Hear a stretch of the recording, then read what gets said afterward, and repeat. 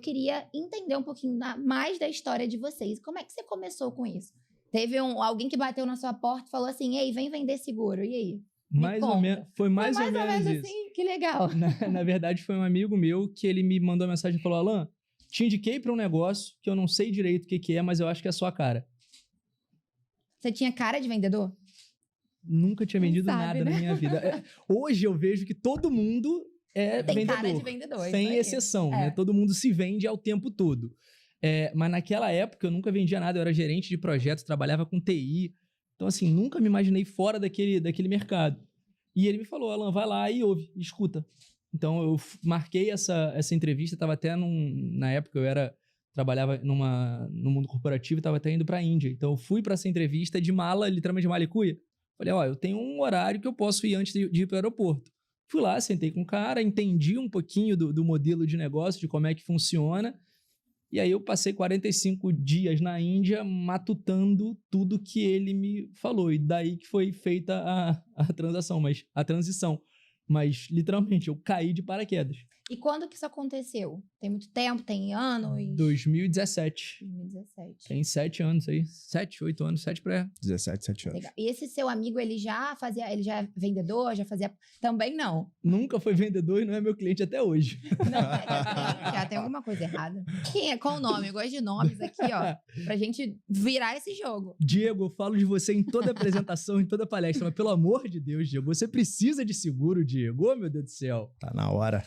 E por que você achou que você viajou, aí ficou maturando essa ideia, né, de fazer essa transição, entrar para um novo negócio, mas teve alguma coisa que te influenciou a isso? Do tipo, cara, eu sou CLT, eu quero ter uma vida melhor, ou então, eu posso ir além disso, eu posso ganhar mais sendo vendedor. Alguma coisa ali, um mosquitinho que te picou ali? Na verdade, eu sou formado em estatística e desde da minha formação, né, quando eu tive que escolher a faculdade, minha mãe não tinha grana para pagar a faculdade particular. Então, no meu ano de vestibular, ela falou, Alan, você tem, né, opções, o FRJ, UF, Unirio, você tem escolha o que melhor lhe convier. Né? Então, eu sempre tive essa responsabilidade de ser o homem da casa desde muito cedo. Tanto é que eu comecei a estagiar no primeiro período e quando eu comecei a estagiar, minha mãe perdeu o emprego. Então, né, a responsabilidade financeira comigo veio muito cedo.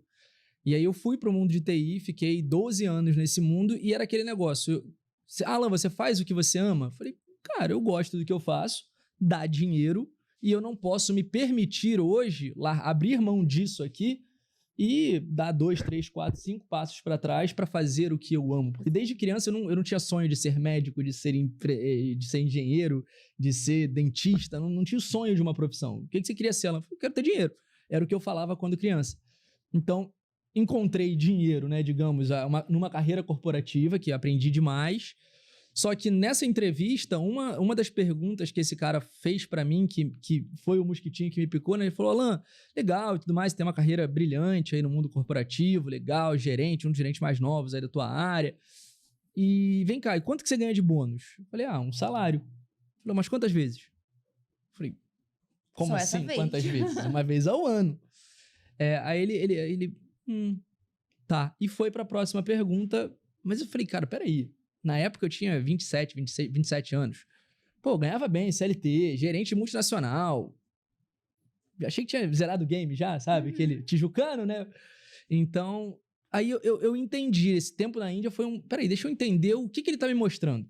E aí eu fui pesquisar empresa, fui pesquisar mercado, fui falar com muita gente. Foi um período de muito trabalho, porque eu era, né, empregado na época, mas de muita pesquisa também, até pelo fuso. 7 horas e meia de fuso, eu tive tempo para fazer, né, todas as minhas pesquisas. E quando eu voltei com a decisão tomada de, cara, vamos entrar nesse processo, porque, peraí, se eu achava que eu estava no oceano, eu vi que esse oceano era, na verdade, uma piscininha. E aí eu olhei um pouquinho para o lado e vi que existe muita coisa além e muita coisa que a gente pode conquistar. E uma das palavras que me trouxe muita atenção foi meritocracia. Que no mundo corporativo, não importa o melhor que você vai ter a meritocracia, sim, mas ela não depende, às vezes, única e exclusivamente de você. Você precisa de uma área performando bem, você precisa de uma linha de negócio performando bem, você precisa de uma empresa performando bem. Apesar de você ser o melhor funcionário, às vezes você não vai ter aquele reconhecimento. E quando eu fui para venda, é na veia. Só depende de você. Ponto. Se você tá ganhando muito, maravilha, parabéns, mérito seu. Se você está ganhando pouco ou nada, levanta, sacode a poeira, porque é mérito seu também. Sim. Mérito tanto pro bom quanto pro mal. Então, isso me chamou muita atenção. E quando você falou que quando você era criança, você não tinha sonho de nada, né? É muito isso, eu quero ter dinheiro. E hoje em dia você consegue ter dinheiro trabalhando, como você falou, né? CLT, numa multinacional, mas você consegue ir muito mais além vendendo, né? E tinha alguma coisa quando você era criança, assim, entrando um pouco pra esse assunto, que você gostava muito de fazer? Porque eu, por exemplo, minha brincadeira favorita, eu nunca gostei de ser dona de casa. Eu nunca gostei. De fazer comidinha, de boneca até brincava, porque eu amo ser mãe. Mas agora, fazer comidinha, varrer casa, fingir que tá lavando a louça, eu não gostava de fazer isso. Mas eu adorava ser professora. E hoje, por mais que eu não seja professora, né, de escola e tudo mais, não tenha feito licenciatura para dar aula em escola, mas eu sou mentora. Então, acabei indo pra esse lado de lecionar também. Então, tinha alguma coisa que você gostava de fazer quando era criança? Você pegava assim, por exemplo, eu também gostava muito de fazer isso.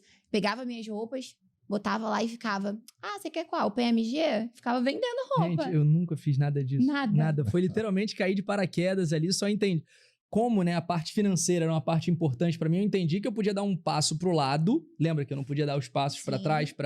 Falei, bom, então eu consigo dar um passo pro lado na minha vida financeira e isso aqui só depende de mim. Como eu sei que eu vou entregar, a tendência é subir, é crescer essa régua. Então isso me motivou demais. Agora, quando criança, eu queria saber de videogame. Homens, né? Meninos.